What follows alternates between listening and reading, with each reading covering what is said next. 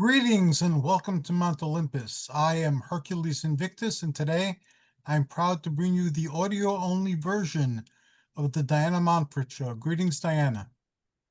Greetings, Hercules. Well, I'm Diana Montfort, the world's first transgender television journalist. Born male, became female. We got that out of the way.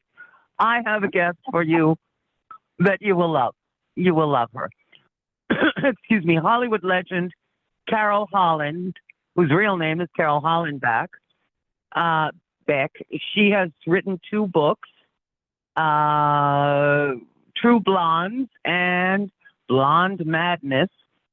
Carol is a 1960s Hollywood actress. Well, she's worked a lot since then, but she is the star of the cult film Eden Cried, and she was up for the part of Jean Harlow in one of the 1965 Harlow biopics. She is a brilliant woman. All those blonde jokes, forget those. She's a brilliant woman. She's written, as I've said, two books, Blonde Madness and True Blondes, both of which you can get on Amazon, or you can order them from Barnes & Noble. She is about to publish a magazine article about Hollywood. She's a really brilliant woman. She's also beautiful and smart and fun and nice. And here she is, Carol Hollenbeck. Hi there. Hi. Hi. Very nice introduction. I hope I can live up to it. Of course you can. So tell us, where are you from? I'm from Newburgh, New York, which is I live in New York City, so it's about 60 miles north of here. And on a good day with no traffic, it would only take you about an hour and 15 minutes to drive there. However, it sounds like suburbia, Queens and whatever. However, I never go there. Mainly because I have cousins and most of the family's gone. But I was going there a lot because I have a real authentic, wonderful history in Newburgh. And I keep hoping I'll get more and more history in Newburgh. Yeah. That's great. Okay, so now you're a little kid. You're reading movie magazines. You want to be a movie star. Tell me about that. Well, I grew up in, I'm no chicken. I'm no young senior. I'm way into my senior years. So I grew up in the late 40s, early 50s, after the war, and very much into, instead of the Bible, movie magazine, screenplay. Oh my God, I can't. So many of them. Silver Screen magazine. We're like, I mean, laying in bed at night. I'm not laying in bed, but sitting up reading them. And it was something that, I don't know, I just was fascinated by all the beautiful people and the way they dressed and the pictures that were taken and the stars that were. And so, my grandmother would take me to movies every Saturday evening with a couple of her friends and with their grandkids. And we would see a lot of, Technicolor musicals, because that was the day of there was the golden era, and then there was it's mostly the golden era, and there was always like MGM musicals, and you had all these great people, Dean Kelly, Sid Charisse, Fred Astaire, Ginger Rogers. It was just, all of these great films, not like a lot of stuff today. So, and then I became fascinated, being a blonde, a tow-headed baby myself, being told, my mother said I was voted the prettiest baby in the hospital. I said, oh, really? That's interesting.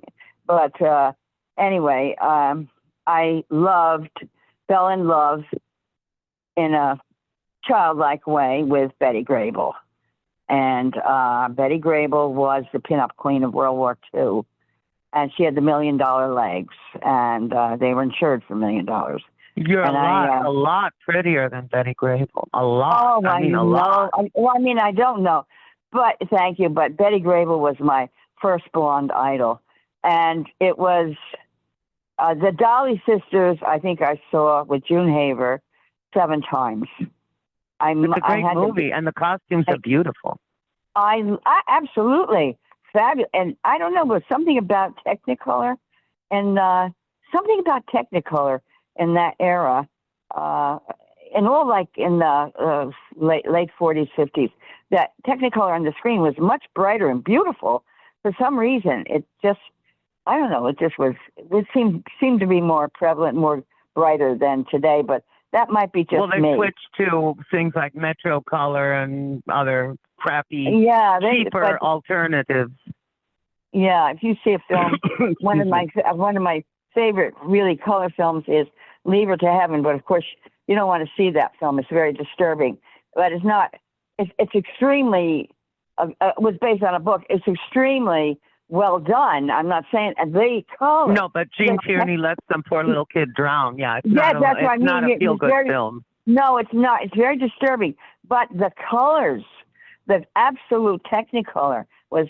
It was just gorgeous. But yeah, very disturbing. But that's my situation. It came with Betty Grable, and then it moved on to later on to other blondes that were around here and there. But you didn't have them very long. They all died young. Carol Landis, Carol Lombard. Oh, poor Carol Landis. That was awful, wasn't it? She killed herself on July 5th because Rex Harrison wouldn't marry her. Oh. I mean, I don't know what I don't even understand that. I mean, no, don't get me wrong. I understand the feeling of that kind of feeling, but I don't understand. I don't know. It boggles my mind when I think about. Well, she died with her head on top of her jewelry box, so her mother would get the jewels. You are fantastic.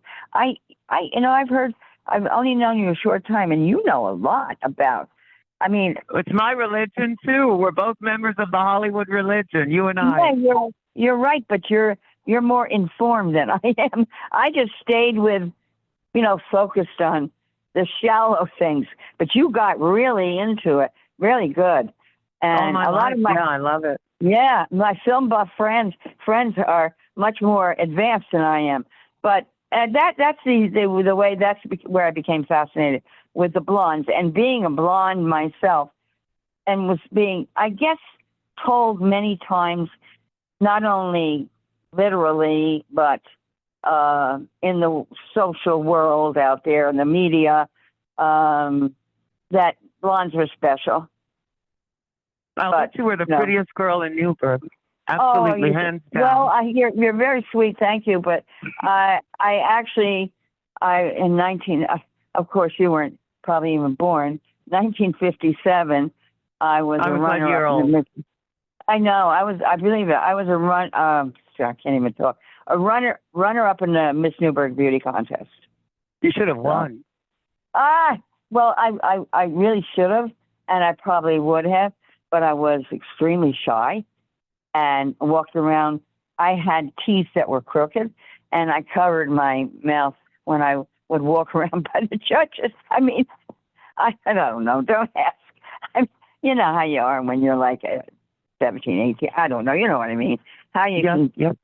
So, and so shy and so shameful. My teeth are crooked. I can't smile at the judges. And so the hand was up to the mouth a lot. So, and I didn't posture myself very well because I was too worried about that. But I came in runner-up, so I'm happy with that. And now, how'd you get the courage to go to Hollywood? Well, very interesting that I always wanted to. So it didn't take much to get me there. And I had relatives. My aunt, and she married this photographer, and I don't know, he had fantasies, but he was nothing but a sleaze bag. Sorry to say it, but anyway, they moved from Newburgh to, there's a place called La Puente or something, and I'm probably not pronouncing it right. It's like Queens is to New York. It's La Puente or whatever it is like, is a suburb of LA. So I went out there, and I was asked, "Do you want to come out stay with us for a while. Great. I'd love to have you, and you can try to get work and whatever. They knew I wanted to act and everything. So I went without absolutely not any training, hardly at all, because I decided I did not want to become an actress. I wanted to be a movie star. And all the magazines told us that that was the way it was done. You didn't need, right. Lana Turner was sitting at a counter having a Coke. Yes, that's right. So, I mean, that's what the magazines told us. And I believed it. And everybody thought that those quote-unquote actresses were real drips, that they were just idiots who took all these lessons and wound up playing the maid in a 2-line bit. Yes, nobody wanted to be right. an actress. People wanted to be a star, like Marilyn, like Rita Hayworth, like Jane Betty Harlow. Grable, like, yeah. And that's I mean, you know. Yeah, but see, Betty Grable and those people like that who were dancers, you know, really had talented feet and whatever. These dancers were talented, but all the rest of them wanted to be, you know, I'm just going to go out there and it's just going to happen for me. And that's the like way Lana I thought. Turner, sure. Yeah, that's what everybody thought. That's what everybody thought. I thought I was going to just go out there and it's going to happen for me. I'm going to get a contract. I don't have to do anything but just stand there. Well, come on. You know, I mean, even in those days, that was pretty dumb to think that way. No, but the magazines told us that's how it worked. The magazines told us. The media, again, the media I find is, I hate the media in many ways, but, you know, a part of it too. I've been a part of it off and on for a long time. I'm also a playwright, by the way. And that brings me to 2017. Moved on to Hollywood, stayed there, and stayed with my relatives, and then found the commute to be too much, and decided. And then I got a manager, and then he helped me find a place. He helped me find a place, and I actually stayed with this other starlet. We were starlets. She was a brunette beauty, and I was the blonde beauty. So, and we would wear sequin dresses, and we go to parties, and you know, and it was. But then again, it just turned out to be not so good because. Did you say you got free dresses when you went to parties? No. We went to parties. We would wear sequin dresses. Oh, sure, yeah. So they noticed you, the shimmering sequins, yeah. She was a very attractive brunette, and Tom actually knew her. Tom Lasante knew of her. I lived with her, and I didn't know that much about her that he knew. It's very funny. She was in several films. I heard she was in, but I didn't realize what a career she had. And so, you know, she had been in a lot of those 60s films and stuff. So we lived together, but it didn't last. And then I had this Glenn Gregory was my manager, and so I moved with him because he was absolutely a very nice man. He didn't try to do anything with me at all physically. I mean, he was really going to make me a star. That's what it was about. It wasn't about sex. And okay, now let me ask you a question. You have the looks, you have the personality, you have probably the talent, which can be brought out easily by any competent acting coach at a studio. Why didn't it happen? Why didn't you become Carol Baker? Because of the casting couch. Which you would not do. I got caught into it a couple of times, and I realized. You want to hear a short, quick horror story? Sure. I mean, sure. My mother was an actress. My mother came to this country with her parents escaping the Spanish Civil War. She came here at 11 with nothing, as refugees do. So she became a flamenco dancer in nightclubs to support herself and her parents. Okay, fine. Then she had a nose job. She looked gorgeous. In 1948, Metro-Goldwyn-Mayer here in New York wanted to test her. They did. You had to sign the contract before you got tested. Fine. Then the talent scout tried to put the moves on her. She called my father. My father went over, was going to beat up the talent scout, and my mother told the talent scout in Metro, listen, my husband will divorce me if I become a movie actress. So I'm sorry, I can't. Let me out of my contract. They said, fine, sure. You're a good gal. You value your marriage more than this crap. So they let her go. In 1953, my mother was from Spain, remember? She Right. was signed here in New York to go to Spain to screen test for La Cifesa. La Cifesa is like J. Arthur Rank to England. That is what La Cifesa was in Spain.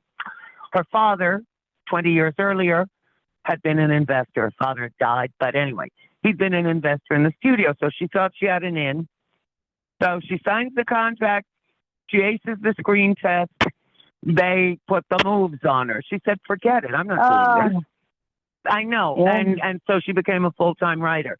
Here's another fun fact.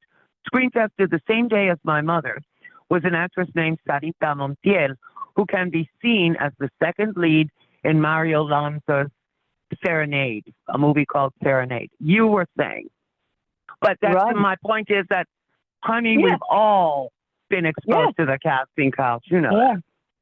Yeah. And so I thought to myself, well, what had happened is after this is the situation is what had happened is I got the role in Eden Cried, and Yeah, but that was and like then, in 1965. yeah, I know, yeah, right, and then in '67. Why not tell us about when you were just walking down Hollywood Boulevard and that female talent scout stopped you? That's a good one. Oh yeah, well that yeah that was see I was discovered. The whole thing was there was a lot of truth because it happened a couple of times. I was walking down Hollywood and Vine, whatever, with my portfolio in my hand, and ended up this woman was yelling out, you know, are you an actress? Are you a model? Yeah. And I thought about it, and I thought to myself, if that happened to me today as a young person, I probably would have had second thoughts, but I didn't for some reason. I just went with her. And, well, the world was you a know, different place then. yeah, It was, you could trust absolutely. people then. Yeah. And I actually felt that she was really telling the truth. And she was. Someone hadn't showed up for a commercial. So she took me in right like that, blah, blah, blah. No, nothing. There I am in a makeup chair, and they're making me up. And they're doing my hair, and I'm doing a Skybar candy commercial with Artie Johnson from Laugh-In. So that's, I was like Miss Vanilla, and then there was Miss Strawberry and Miss Chocolate. And that was really funny because I was absolutely stunned. I couldn't believe it. I'm discovered. I'm walking down the street, and now I'm doing a so you know it can just happen. What the magazines told us. Yes. Yeah, exactly what's happening. So it is true. Wrong, but it was. So that ended up then, and it was a funny bit. I ended up knocking Art. They told me to run after him when he said something in the candy bar commercial. You know, like you're Miss Vanilla, and he said something, Miss Vanilla, and you run after him. And you know, and I didn't do it right. Finally, I really did it right, and I knocked him down, and everybody laughed. It was very funny. So they gave me $200 check that day. I wasn't a union member, and I walked out of there $200 richer, and got discovered. And that's just what the magazines told us would happen. Yep. And then another time I ended up going on some. Somebody asked me to go into the casting thing, and I went into it. And it was actually for Vegas, and I ended up doing a showgirl with Julia Prowse at the Riviera Hotel. Wow! Clive Revell, and so you know, and that all happened within amount of about 3 months of arriving in Hollywood. So it was really pretty spectacular. And then it all went downhill. How did it go downhill? I mean, not downhill. I mean, then the real life started to show its face. Well, I came back from Vegas and went back, and then I went with this Glenn Gregory, who was a nice man, and took, you know, made sure I had a place to stay and everything. And then I somehow got involved with Eden Cried, and I told Tom I still can't remember how I got that job. I don't remember how I got that. And so I ended up starring in a film, and Don't know how I got it. And you play a sexy rich girl in that film who yes, falls in love with a Lorraine. guy with the wrong side of the tracks. Your wardrobe Yes. is to die. Great wardrobe. Oh, what? Did you see the movie? No, but I've seen stills from it. Oh, yeah, you have. But you must see it. And what's going to happen is when we do a screening of it, it's either going to be September or October in my building. I want you to come as my guest. You bet. Invite me, please. I'd Oh love my it. God! No, you will be here. You will be here. You'll be, right with me on the stage Well, you'll when be we doing do my some. show in September, I hope. So there you go. Yeah. Oh, I'm going to. Are you kidding? I'm looking forward to it. And you'll come and the questions and stuff they do later. I'll even have you. I'd like to have you around for that. So we haven't planned the date yet. It's been shown twice here in my building. And the second time it was shown, I kid you not, we had a good crowd the first time. The second time we went up, it was standing room only in the back, standing room. And this room can take care of over 100 some people. So wow. Yeah, you couldn't move. It was absolutely wonderful, absolutely. And I bet you never thought when you signed the contract they will remember this 60 years from now. This movie. No, I bet you never right. dreamed it. That's right. Well, I hated the film. I hated it. So that's. But a lot of people don't. A lot of people love it. So there you go. No, I love it now. Oh, I love it now. I hated it. I hated it. I wouldn't let anybody even. I wouldn't even talk about it. I wanted it. I was so glad that when everybody said, "I'm trying to find your movie. I can't find it." When we did the play I wrote, Hometown Premiere.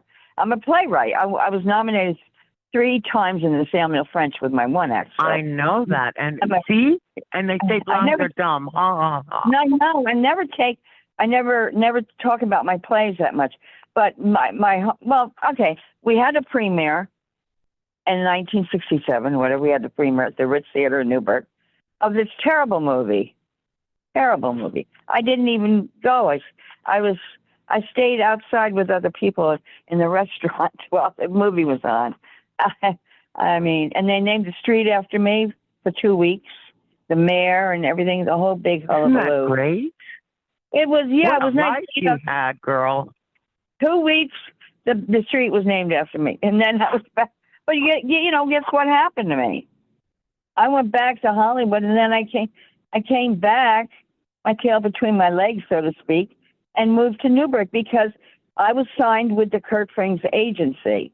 But the biggest agents in Hollywood,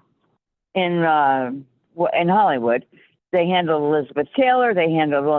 And what happened was he wasn't serious, Kurt Frings. He sent me to his son. His son was a little playboy, a little bit of a, whatever. And I can guess. Yeah. And and I signed with him. And he, I'm going to use the word date rape me. I mean, it wasn't like. Which we wouldn't really have considered rape in those days, really. That's right. Yeah. Rape in those days was you're walking through a park and some nut comes out from behind a tree, knocks you down and rapes you. That was rape in the mindset of that time. Yeah. You're absolutely right. Absolutely right. So the point I'm making is I got to thinking, and this was after the premiere and everything, that when I went back to Hollywood, that this guy, Kurt Frank's son, was not that serious about pushing me. And I kind of did not feel safe with him. And I thought, he's not going to do much for me. So I left. Now, who's to say that if I had decided to say, I'll play his game, you never know. But yeah, but, I mean, you've had a better life than he's had, more interesting, Kurt Frings, the son? Yeah. I don't know. Nobody named the street after him for 2 weeks. Oh, yeah, for 2 weeks. That's very funny. But, so that's what happened. And anyway, that's what happened with with the movie Eden Cried, and that's why. And then when it went missing for many years, a lot of people said to me, "I'm looking for him." I don't look for it. I don't want to see it. I don't want anything to do with that film. Well, can I interject a second? Now, this movie was made. I just want to say something. This movie was made in 1965. In 1972, at the height of the 1950s nostalgia craze, they dubbed an announcer in it, and they made it a camp classic. And that is why today it is remembered. The straight movie would probably not be remembered, but with the announcer making campy remarks, that's what pushed it over the top and made it a cult classic, like Valley of the Dolls and everything. Well, that's exactly, and they had a poster at the Ritz Theater, and they had a poster. They took it off the market, as you know, and exactly what happened. You're right. It was a kissing poster. We're on the beach, and it's like from here to eternity. The scene where the two are kissing each other. You don't even see my face. Well, as you know, you saw the poster. This poster with the bikini, with the whole thing in the back. That's what sells the movie. It's lively, and it's got little stills of photos on the bottom. It's lively and wonderful. I mean, it was a genius thing, whoever did it. And then they put the narrator in, and I knew nothing about this. So all the time that I knew absolutely nothing about it, and I wanted nothing to do with it.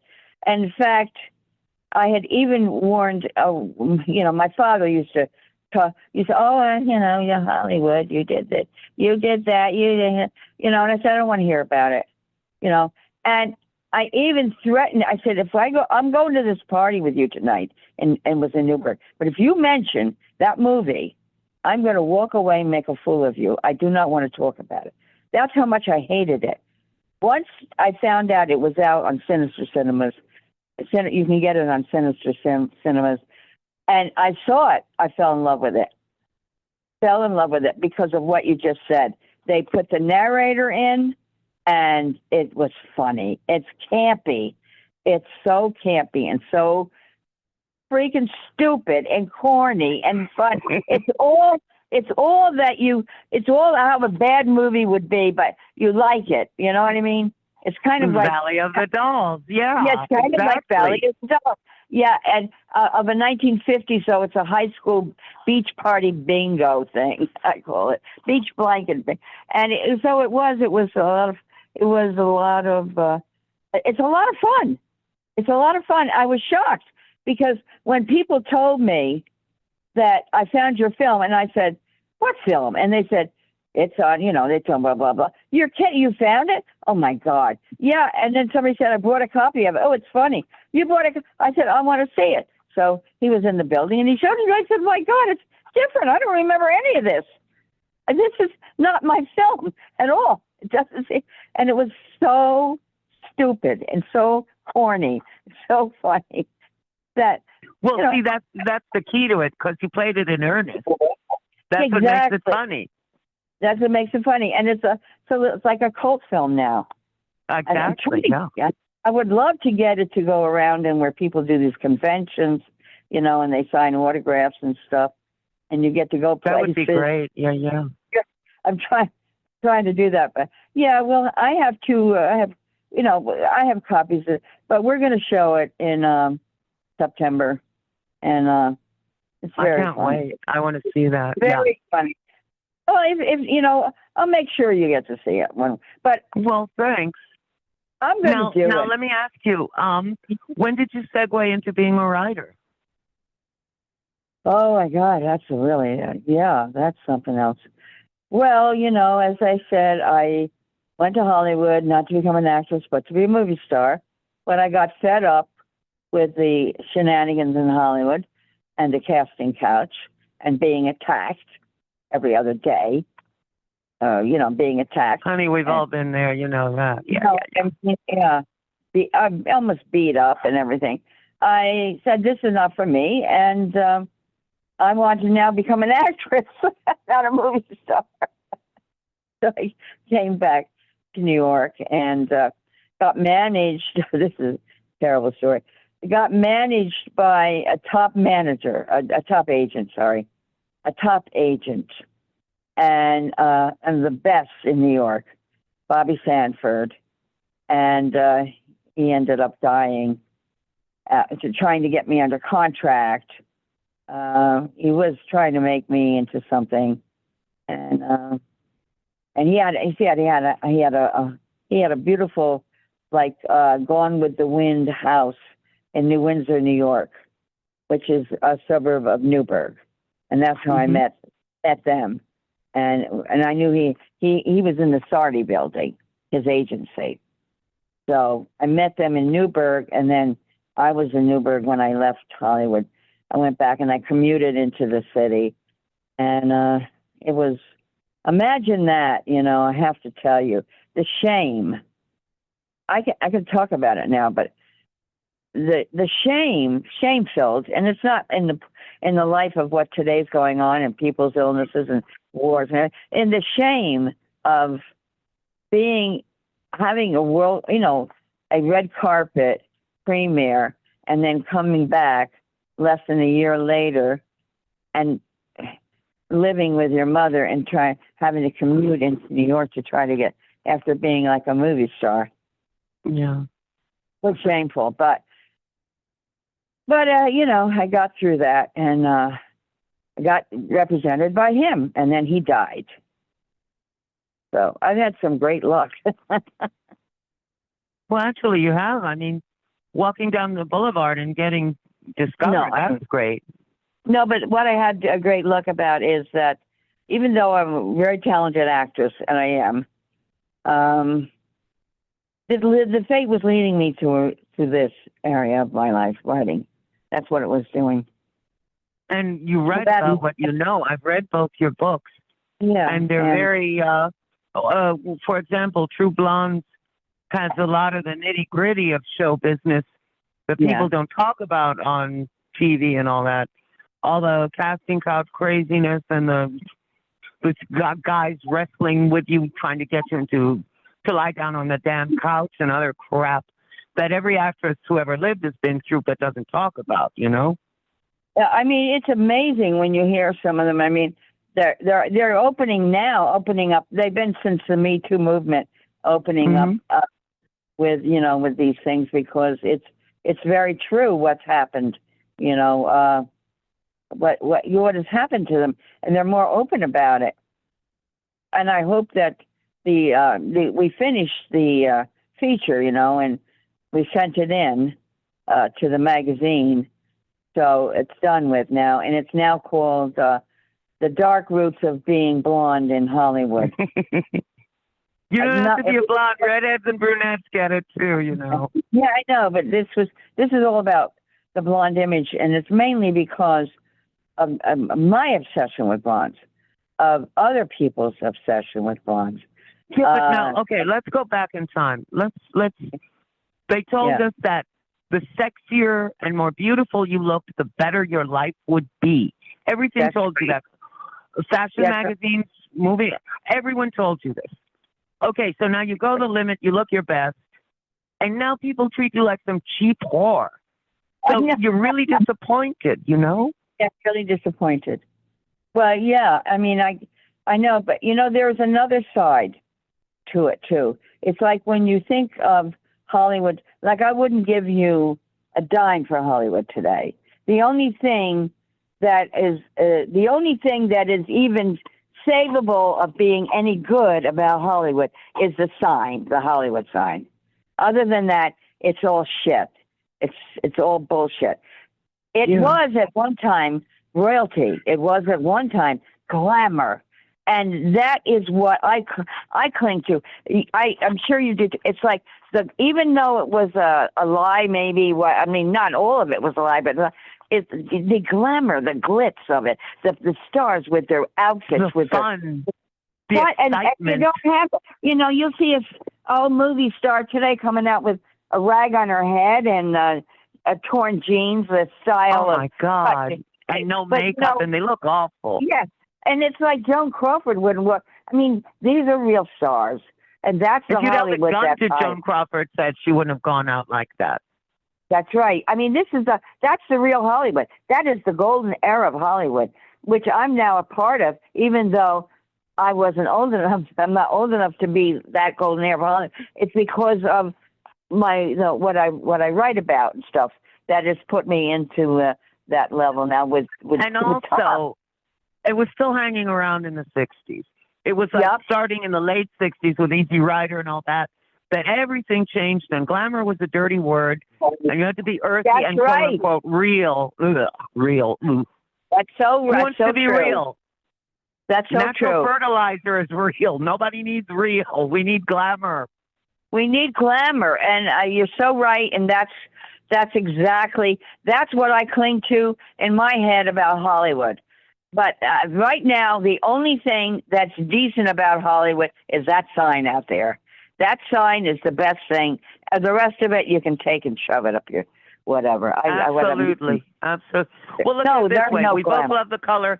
Both you and I love the color lavender because we both read in movie magazines that Kim Novak loved the color lavender. There you go. Loved him. Absolutely. Wasn't she magnificent? So Oh, she's beautiful. so beautiful.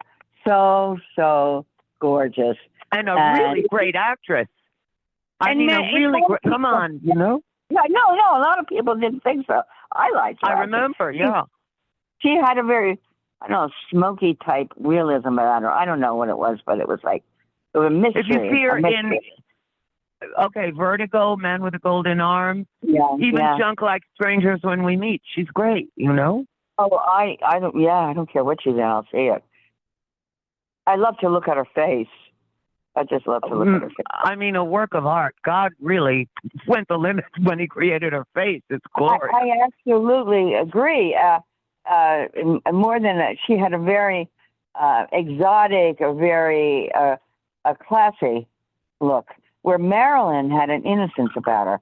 I know. And dear you know, last night I saw her first movie, what was it? Ladies of the Chorus. She's my great. God. She's Marilyn. I love She that. was Marilyn from day one. She didn't need all those acting lessons and all that crap. She was Marilyn from day one. And actually, she's better before she had all those acting lessons with Natasha and then the Actors Studio. She's better before than she is after. I know. She only needed a good director. That's all she needed. She didn't need the Actors Studio and Lee Strasberg. They used her.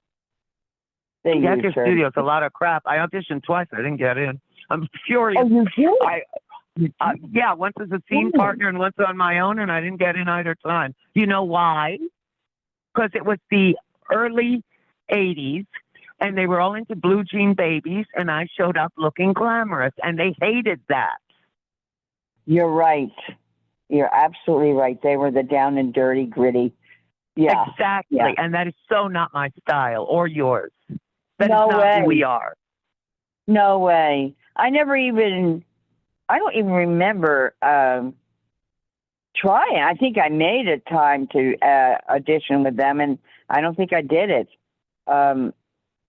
No, acting was not my thing, really. I'm a good actress, very good actress, but I just I won't do it. Well, yeah, I'll do it now. Yeah, you got to come to my door and knock on it, though. Yeah, exactly. Well, you know, because I've been doing this TV show for 35 years, they call me and offer me parts now. 40 years ago, I was desperately pounding on their doors and they wouldn't open them. Now they call me. I love it. Mm-hmm. Well, that's wonderful. And you can check and choose whether you want to do it or not. No, I mean, I take anything that's offered. Come on. I mean, let's face it, you know. Well, I mean, you know. Yeah, it's same with me. It's like I cannot. Well, I mean, I'm older now and I have a bad back, so I can't go to auditions. But damn, I mean, if they come and ask me, I do readings.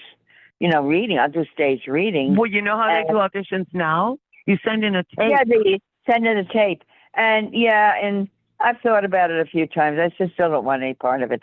I don't like the way they do it today. I mean, I guess it's probably easier, but I think it must take an awful lot to get auditions like that. I mean, there's so many people that are taping now. There are more people now, period, on Earth. But there are more actors now than there were years ago. You know? I've always felt I always felt that I felt that acting is not a fair game at all. Being an actress is not fair. There's nothing fair No, about it. it's not. It's really not. Because, especially with the nepo babies. Oh, yeah, I can't stand that. Oh my God, yes. Jane Fonda is the one nepo baby who did right by her lineage. She outstripped her father. She earned it. Everybody else, they're just coasting along on mommy and daddy. You know that. Although Jamie Lee Curtis is pretty good too. Oh, I love Jamie Lee Curtis. Yeah, I love her. She's too. Great. I like her. But I mean, there are nepo babies that I would say, yes, they're talented. I can't right now think. Yeah, and they have a right. But there's too many that just didn't do much of any. I don't know. Especially today now that when they're kids, or oh, what do you want for Christmas? A TV series? Yeah, I'll get you. TV series. Yeah, really. Welcome to the club, kid. Yeah, I can't act, and but I'll take a TV series. And the way they say it, like, I think I'd like, and they think it's entirely possible that someone's just going to hand them a career. I love it, Well, they do. They do hand them a career.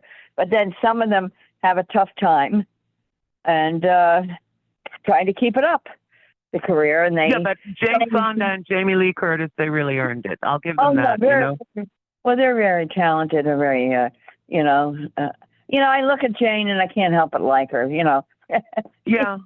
I met her years and years ago. When in September of 1966, she was shooting Barefoot in the Park in Washington Square Park. Oh, I was 10 years old. A bunch of friends and I were watching them shoot it. And between scenes, she would come over to us, talk to us, sign autographs. She was a sweetheart. She was adorable. She's adorable. And that was a good movie. That was really a good film. Now, you know Carol Baker. You just went to her 94th birthday party. What? You know Carol Baker. You just went to her 94th birthday party. Yeah, of course, yeah. I'm a little concerned. I gotta call her. But I did email her the other day. I like to keep in touch with her. Damn it. Well, also, by the way, Carol Baker, for those who don't know, did play Jean Harlow in one of the two Harlow biopics of 1965. And she's a great actress. She actually did study at the Actors Studio, God love her. And she's a beauty, and she's a nice person, and everybody likes her. You never hear bad stuff about Carol Baker. She's a real sweetheart. You don't hear it. I mean, she's very real, and she'll tell you off in a very funny way. If she does, she doesn't put up with bullshit, but she's very real. I think the world of her. I really do. I really I'm sure she thinks the world of you too. Yeah, she does, and I'm sorry to. I'm glad we met, even though we met late in life. I'm certainly glad that I'm just concerned about her. I got to keep on touch, keeping. Yeah, and that's a wonderful thing. Luckily, Carol Baker has a wonderful son named Herschel Garfane, and Blanche Baker, her daughter. They take really good care of Carol. So you don't have to worry about Carol Baker. She's got a great family. Yeah. A great family. And we had a great time at her 94th birthday down in Little Italy. Did Nico's restaurant and fabulous food. It was lovely. Very lovely. And Carol Baker was born on May 28th, and that's my birthday too. So I love Carol Baker. Always did. And it's really funny when you share a birthday together. It's really I always felt close to her because of that. Yeah. Yeah, it is. And she's great. She's so versatile. I mean, How the West Was Won and the Carpetbaggers in the space of 2 years. I mean, that is brilliant, Wonderful. Quaker school teacher, Hollywood sex symbol. She can play anything. I actually caught Summer Kindergarten Cop last week. She was in that too. Kindergarten Cop with Arnold Schwarzenegger, thank you. Yeah, she was in that. She morphed into a great character actress. Yeah, she's great. I never saw the movie, and I got to keep watching for me because I only saw some of it. Yeah, and this old film that she did, oh my God, I can't. God, I hate that when I start saying something and I can't remember the title. Oh, Something Wild. Something I Wild. love that movie. That is so strange. Jack Garfein, her husband, Yeah, he produced directed. it and directed it, and it's great. Yeah. It's really weird, but it's great. I saw that.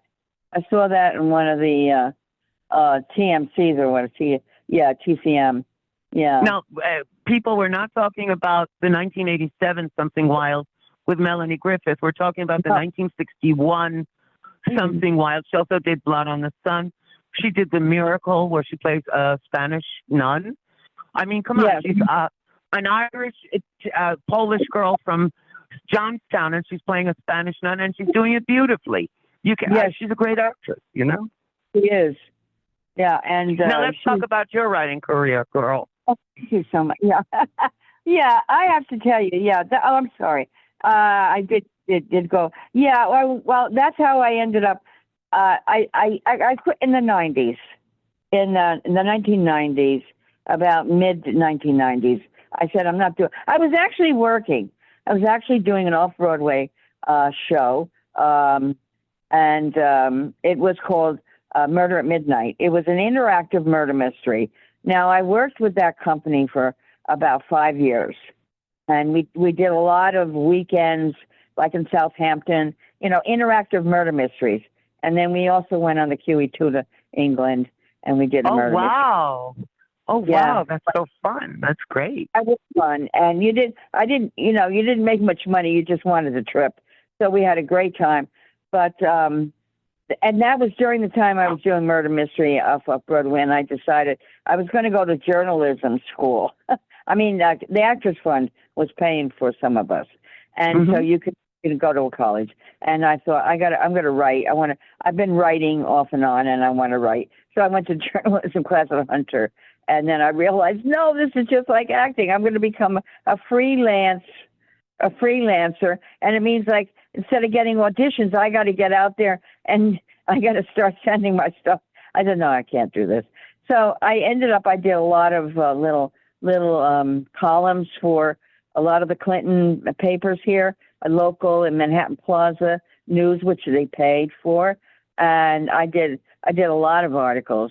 And then Carol Hollenbeck lives in Hell's Kitchen, which is a really trendy area of New York. Manhattan, yeah. And then I did. I sold something about glamour to the National Enquirer. They bought it. It was called whatever. I'm not going to say the title right, but the idea was whatever happened to glamour. Where did it go? From Hollywood, and there was no more glamour. And that was true. And so they bought it. Then I became a stringer reporter for the Enquirer. That's great. That is great. Bit. And I went, and so I traveled down the writing road, and then I joined, when I moved here to Manhattan Plaza, we had certain things going on. Like we had playwrights that were here. Arthur Kopp, he was a pretty famous playwright on Broadway. He wrote something, Mom and Dad in the Closet or something like that. But anyway, he was teaching. Mama, poor Papa, Mama hung you in the closet, and I'm feeling so bad, I think. Unbelievable. All this stuff. That's wonderful. Yeah, and so he was teaching at college, but he would teach here, and all of us that were actors were able to take his playwriting class for the fact because we would read for the writers. And so I ended up then John Greer took over. So I ended up going to these classes, and I ended up with the women's ensemble writers group here. I ended up writing plays, one-act plays and stuff. And you've been nominated 3 times for the Samuel French Award. Yeah. For your one-act plays. Yes, I have. Yeah. And so I decided to, that I wanted to stay with writing. I do acting, but you gotta come to me. I can't go to you anymore, for acting jobs. I can't go out there. You have to come to me now. Like, you try to come see. You know, I can't do it. Don't have the energy. Listen, I agree. If I never audition again, it'll be too soon. Are you kidding? If somebody wants me to audition, and it's special, you know what I mean? Like, I really want you to audition, and they, you know, and then not just flub me aside. You're just another auditionee. No, I would do it. Yeah, I mean, if I wanted to do the role, I would do it, but I wouldn't just go to be any audition. Yeah, those crummy cattle calls and all that crap. Forget that. No way. No way. But that's how I ended up with the writing. And then one thing led to another. And I decided a long time ago I wanted to write. Of course, it didn't work out, but I wanted to write a book similar to Valley of the Dolls, Jacqueline Suzanne's book. And you certainly know from Valley of the Dolls because you know the underbelly of show business, as did Jacqueline Suzanne. Yeah. And I wrote, that's when I started True Blondes, and then all these were things that I wrote many years ago. I'm looking at True Blondes right now. It has a beautiful picture of you on the cover, and another beautiful picture on the back cover. And it's a great book. It's about two young blonde women. One is about 10 years older than the other, and their careers run parallel, and you know, and it really exposes what Hollywood and show business are all about. It's the real deal. It's not, you know, BS. It's the real deal. And if you want to know what it's really like, read True Blondes, because that's the way it is. It's really the real deal. It's fiction with a lot of my experiences mixed in there that happened to people I know and happened to me, and I mix them in. Now, Moment of Blonde Madness is the one that I really love, and that's total fiction. That is I was so scared when I read a moment. I'm not going to give a spoiler here, but there's a moment at the end when she has to save herself. And I was biting my nails and praying that she would get to save herself. It is scary as hell, and it is great. A Moment of Blonde Madness by Carol Hollenbeck and True Blondes by Carol Hollenbeck. Get them on Amazon or Barnes & Noble. They are great. You will not regret it. They are fabulous books. I recommend them too. and it's because I love A Moment of Blonde Madness and I love True Blondes. I love them differently. But Moment of Blonde Madness, I want Lifetime to make a movie out of this. Oh my God. I'm just going to keep going to keep trying to get Lifetime. I got to try to get it to Lifetime.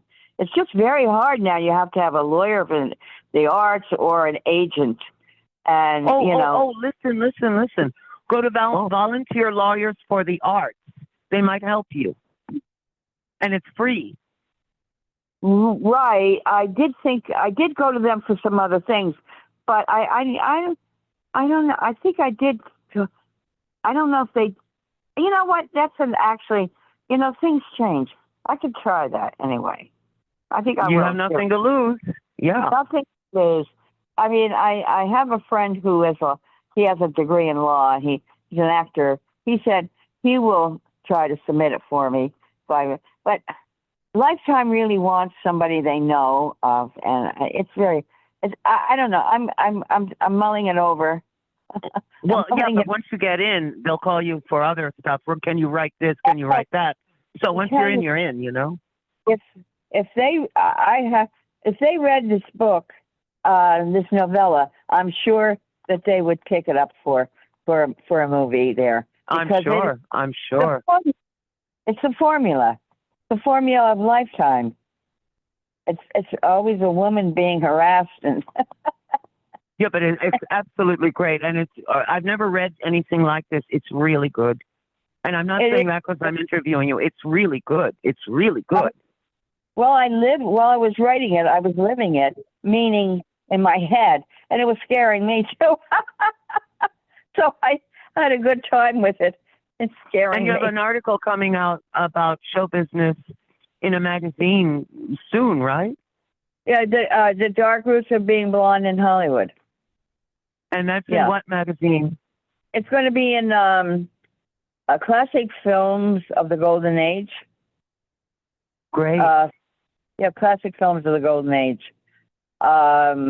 He did a wonderful job, Tom, and his friend, who she did a co-editing job within one day. He's got some good friends that work with him. Tom is great. Tom introduced me to you and Louise Schaefer and Eileen Kristen. I mean, Tom is a great guy. I'm so glad I know him.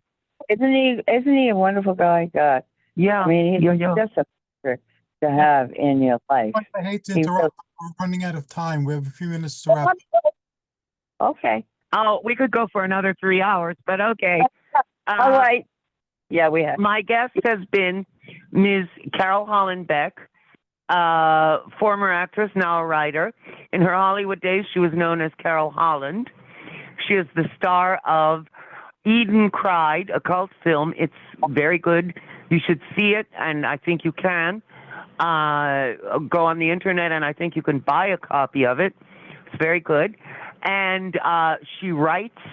She's written 2 novels, True Blondes, and which is about, the underbelly of show business, and A Moment of Blonde Madness by Carol Hollenbeck. Both are great books. I love them. I've read them. I'm holding them in my hands right now. I strongly urge you to buy both books. You will love them. And I'm not saying that just to say it. They're really, really good. Carol, you can look forward to her new article, The Dark Roots of Being Blonde, in, what is it, Classic Hollywood magazine? Oh, it's going to be, Films of the Golden Age, classic films of the Golden Age. And look forward to Carol. Oh, and Carol's going to be on my show in September. And if you go on YouTube, you will go to the Diana Montford show. You will see her on my show. She did a 2-parter, and you can also get it on Instagram under the name Tom Lisanti, who is the man who came with her. And Carol is great. She's a genius. She's gorgeous. She's great. Thank you so much for that. Wonderful. I don't know how I can live up to that, but I agree. I love it very much that I can't wait to go back on your show. I really can't. I can't wait to have you back. You're so much fun. You're so smart. Everybody loved you when you were on. I cannot wait to have you back on. Thank you. I have so much to talk about with it, with the movie that we'll be showing, which I want you to attend, and all of this other stuff going on. Yeah, it's going to be fun. Sounds great. So, Hercules, I guess we're done. Okay. Thank you much for an entertaining, informative show. And thanks to the audience for tuning in. Until next time, this is Mount Olympus signing out. Joyous journeys and amazing adventures, everyone. And again, thank you, ladies, for a great show. Thank you. Thank you, darling. And what is this called? I want to put it on Facebook. What is it called? Mount The Olympus. podcast? Diana Montford podcast? The Diana Hercules will put it on YouTube. And then you go to my YouTube channel, just type in Diana Montford, and that's how you see it. I want to put it on my page saying I'm gonna be on it or whatever. Hercules, can you do it? Put it on her page too. I can send a link over to you, and you can send it to her. I don't know how, you know that. No, no. I just want to. You know how it says like what's on your mind today or whatever. I want to say, yeah. It's the Diana Montford podcast. Look forward to looking or whatever. Just an announcement. Yeah. Well, maybe Hercules knows how to do all this stuff. No, I can. I'll do the announcement. It's Diana Montford podcast, right? Is that the title? Well, the Diana Montford Show podcast. Yeah. Oh, the Diana Montford Show podcast. Okay, that I know. So I'll put it on my page to look for it at some. Okay. Great. So I'll talk to you real soon. Okay. Okay. Take care. You too. Bye. Here, darling. Bye.